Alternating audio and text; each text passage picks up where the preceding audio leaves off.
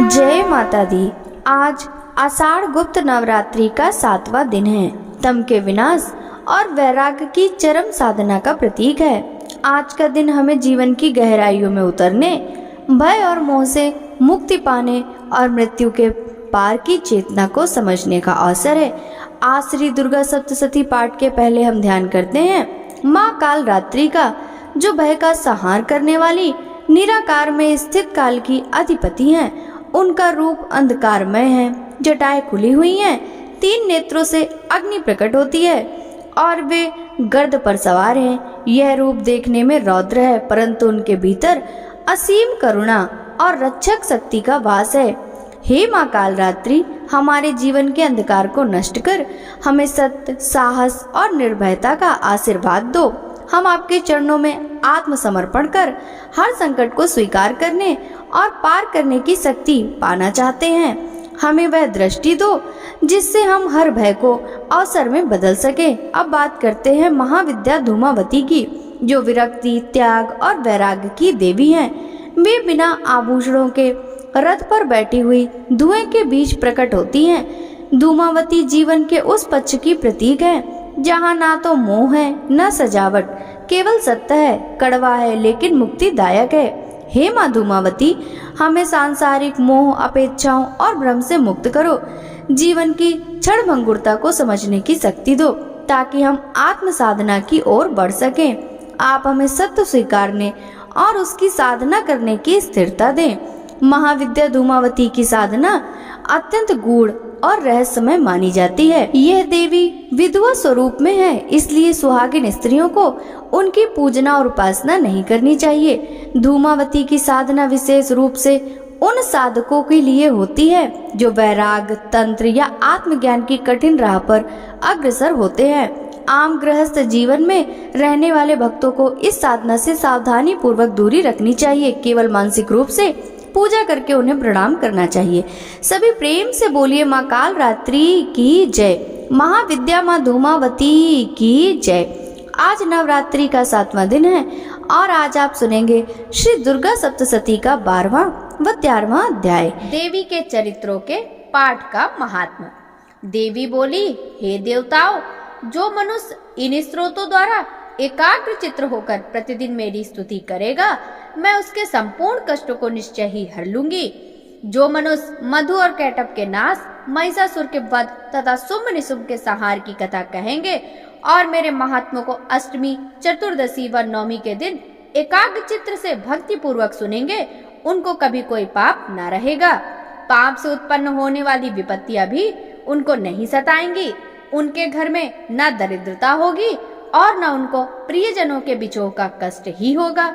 उनको किसी प्रकार का भय भी नहीं होगा। इसलिए प्रत्येक मनुष्य को भक्ति पूर्वक मेरे इस कल्याणकारी महात्म को सदैव पढ़ना और सुनना चाहिए। मेरा यह महात्म महामारी से उत्पन्न हुए संपूर्ण उपद्रव को एवं तीनों प्रकार के उत्पातों को शांत कर देता है।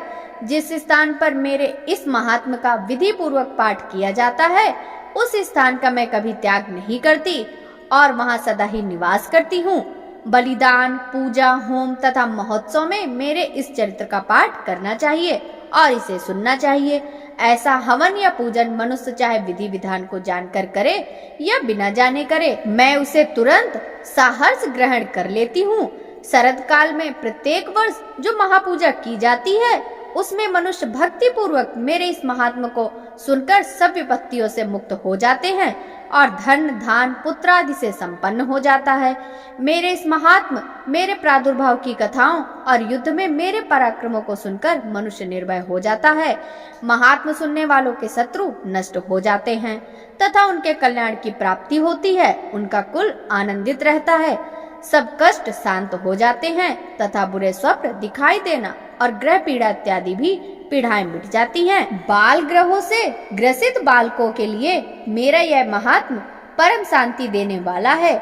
मनुष्यों के संगठन में फूट पड़ने पर यह अच्छी मित्रता करवाने वाला है। इसके पाठ पात्र से असुरों और भूत पिशाचों का नाश होता है। मेरा यह महात्म मनुष्य को मेरी निकटता की प्राप्ति कराने वाला है। पशु, पुष्प, अर्घ, धूप, दीप, गंध आदि उत्तम सामग्री द्वारा पूजन करने वाले ब्राह्मणों को भोजन कराने, हवन करने, प्रतिदिन अभिषेक करने, नाना प्रकार के भोगों का अर्पण करने और दान करने आदि के द्वारा 1 वर्ष तक जो मेरी आराधना की जाती है और उससे मैं जितनी प्रसन्न हो जाती हूँ, इस चरित्र के एक बार सुनने से भी मैं उतनी प्रसन्न ही होती हूँ। यह महात्मा सुनने पर पापों को हर लेता है तथा आरोग्य प्रदान करता है। मेरे प्रादुर्भाव का कीर्तन दुष्ट प्राणियों से रक्षा करने वाला है। युद्ध विषयक चरित्र दुष्ट राक्षसों का संहार करने वाला है और इसके सुनने से मनुष्य को शत्रुओं का भय नहीं रहता। देवताओं, तुमने व महर्षियों ने जो मेरी स्तुति की है वह मनुष्यों को कल्याणमयी बुद्धि प्रदान करने वाली है। वन में निर्जन स्थान पर अथवा दावानल से घिर जाने पर, वन में लुटेरों से घिरा हुआ होने पर या शत्रुओं द्वारा पकड़े जाने पर, जंगलों में सिंहों, व्याघ्रों या जंगलियों हाथी द्वारा पीछा करने पर, राजा के क्रुद्ध हो जाने पर, मारे जाने पर या बंदी बनाए जाने का भय होने पर, समुद्र में भारी तूफान आने के कारण नाव डगमगाने पर, भयंकर युद्ध में फंसा होने पर, किसी भी प्रकार की वेदना से पीड़ित तथा घोर बाधाओं से दुखी होने पर मनुष्य जो मेरे इस चरित्र का स्मरण करता है वह संकट से मुक्त हो जाता है। मेरे प्रभाव से सिंह, लुटेरे या शत्रु आदि दूर भाग जाते हैं और निकट नहीं आते हैं। महर्षि ने कहा, प्रचंड पराक्रम वाली भगवती चंडिका यह कहकर सग देवताओं के देखते देखते ही अंतर्ध्यान हो गई। समस्त देवता अपने शत्रुओं के मारे जाने पर निर्भय होकर पहले की तरह यज्ञ भाग का उपयोग करने लगे और उन्हें अपने अधिकार फिर से प्राप्त हो गए। युद्ध में देवताओं के शत्रुओं शुंभ व निशुंभ के देवी द्वारा मारे जाने पर बाकी बचे हुए दैत्य पाताल लोक को चले गए। हे राजन, इस प्रकार भगवती अंबिका नित्य होती हुई भी बार बार प्रकट होकर इस संसार की रक्षा करती हैं, इसको मोहित करती हैं और जन्म देती हैं। वे ही प्रार्थना करने पर संतुष्ट होकर विज्ञान एवं समृद्धि प्रदान करती हैं। हे राजन, भगवती महाकाली ही महाप्रलय के समय महामारी का रूप धारण करती हैं और वे ही संपूर्ण ब्रह्मांड में व्याप्त हैं। वे ही समय समय पर महामारी का रूप बनाती हैं और स्वयं अजन्मा होती हुई भी सृष्टि के रूप में प्रकट होती हैं।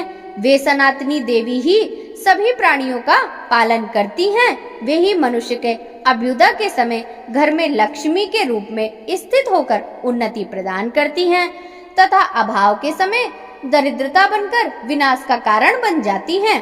पुष्प, धूप और गंध आदि से पूजन करके उनकी स्तुति करने पर वे धन्यों पुत्र देती हैं और धर्म में शुभ बुद्धि तथा उत्तम गति प्रदान करती हैं। श्री दुर्गा सप्तशती 13वां अध्याय। राजा सुरत और वैश्य समाधि को देवी का वरदान। महर्षि मेधा ने कहा, हे राजन, इस प्रकार मैंने देवी के उत्तम महात्म का वर्णन किया। जगत को धारण करने वाली उन देवी का ऐसा ही प्रभाव है। वे ही ज्ञान देने वाली हैं। भगवान विष्णु की इस माया के प्रभाव से तुम यह वैश्य तथा अन्य विवेकी जन मोहित हुए हैं, मोहित होते हैं और भविष्य में भी मोहित होते रहेंगे। हे राजन, तुम उन्हीं परमेश्वरी की शरण में जाओ। वे ही आराधना करने पर मनुष्य को भोग, स्वर्ग तथा मोक्ष देती हैं। मार्कंडेय जी ने कहा, महर्षि मेधा की यह बात सुनकर राजा सुरथ ने उन उत्तम व्रत वाले महर्षि को प्रणाम किया। वे राज्य के छिन जाने के कारण बहुत खिन्न हो चुके थे। वे राजा तथा वैश्य तुरंत ही तपस्या के लिए चले गए और नदी के तट पर आसन लगाकर जगदम्बा के दर्शनों के लिए तपस्या करने लगे। दोनों नदी के तट पर देवी की मिट्टी की मूर्ति बनाकर पुष्प, धूप, दीप, हवन आदि के द्वारा उनकी आराधना में लीन हो गए। पहले उन्होंने आहार को धीरे धीरे कम किया, फिर बिल्कुल निराहार रहकर एकाग्रचित्त से भगवती का चिंतन करने लगे। वे दोनों अपने शरीर के रक्त से देवी को बलि देते हुए 3 वर्ष तक निरंतर आराधना करते रहे। जब जगत को धारण करने वाली देवी चंडिका ने उनको प्रत्यक्ष दर्शन देकर कहा, हे राजन तथा अपने कुल को आनंदित करने वाले वैश्य, तुम्हें जिस वर की इच्छा हो वह मुझसे मांगो, वह वर मैं तुम्हें दूंगी, क्योंकि मैं तुम पर अत्यंत प्रसन्न हूँ। मार्कंडेय जी कहते हैं, यह सुन राजा ने अगले जन्म में नष्ट न होने वाला राज्य और इस जन्म में बलपूर्वक अपने शत्रुओं का नाश करके पुनः अपना राज्य प्राप्त करने का वरदान मांगा। वैश्य का मन संसार से विरक्त हो चुका था तथा उसने भगवती से अपनी ममता तथा अहंकार रूपी आसक्ति का नाश करने वाला ज्ञान मांगा। देवी ने कहा, हे राजन, तुम शीघ्र ही अपने शत्रुओं को मारकर पुनः राज्य पालोगे, तुम्हारा राज्य स्थिर होगा। फिर मृत्यु के पश्चात तुम सूर्यदेव के अंश से जन्म लेकर सामर्लिक मनु के नाम से इस पृथ्वी पर विख्यात होगे। हे वैश्य, तुमने जो श्रेष्ठ वर मांगा है वह तुम्हें देती हूँ। तुम्हें मोक्ष देने वाला ज्ञान प्राप्त होगा। मार्कंडेय जी कहते हैं, इस प्रकार उन दोनों को मनोवांछित वर प्रदान कर तथा उनसे अपनी स्तुति सुनकर भगवती अंतर्ध्यान हो गई। इस प्रकार क्षत्रियों में श्रेष्ठ राजा सूरत भगवान सूर्यदेव से जन्म लेकर शामर्णिक मनु के नाम से विख्यात होंगे। हे परमेश्वरी, मुझसे रात दिन सहस्त्रों अपराध होते रहते हैं, अतः आप मुझे अपना दास समझकर कृपा पूर्वक मेरे उन अपराधों को क्षमा करो। हे परमेश्वरी, न तो मैं आह्वान करना जानता हूँ और न विसर्जन करना जानता हूँ, न पूजा करने का विधान ही जानता हूँ। हे परमेश्वरी, मुझे क्षमा करो। हे सुरेश्वरी, मैंने जो मंत्रहीन, क्रियाहीन और भक्तिहीन पूजन किया है वह सब आपकी कृपा से पूर्ण हो। सैकड़ों अपराध करके भी जो भक्त आपकी शरण में आकर केवल जगदम्ब कहकर पुकारता है वह उस दुर्लभ गति मोक्ष को प्राप्त करता है जिसे ब्रह्मादि देवगण भी पाने में असमर्थ होते हैं। हे जगदम्बिके, मैं अपराधी हूँ किंतु आपकी शरण में आया हूँ। इस समय मैं दया का पात्र हूँ, तुम जो चाहे करो। हे देवी, हे परमेश्वरी, अज्ञानवश या बुद्धि भ्रम होने के कारण भूल से जो कुछ भी मैंने कम या अधिक कर दिया हो वह सब क्षमा कर प्रसन्न हो। हे जगमाता कामेश्वरी, हे सच्चिदानंद स्वरूपिणी महेश्वरी, आप प्रेम पूर्वक मेरी यह पूजा स्वीकार करो और मुझ पर प्रसन्न हो।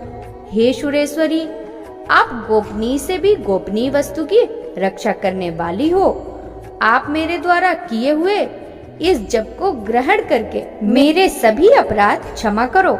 हे देवी, हे महेश्वरी, आपकी कृपा से मुझे सिद्धि प्राप्त हो। जय माता दी। इस प्रकार श्री मार्कंडेय पुराण में शामर्णिक मनवंतर की कथा के अंतर्गत देवी महात्म्य में सूरत और वैश्य को वरदान नामक 13वां अध्याय पूर्ण हुआ। आज श्री दुर्गा सप्तशती के सभी 13 अध्याय पूर्ण हुए। इसकी अगली वीडियो में आप श्री दुर्गा सप्तशती को पूर्ण करने वाले जो भी पाठ रह गए हैं वह सुनेंगे। आपसे अनुरोध है अगली वीडियो का इंतजार भी आप जरूर कीजिएगा। सभी भक्तों को जय माता दी।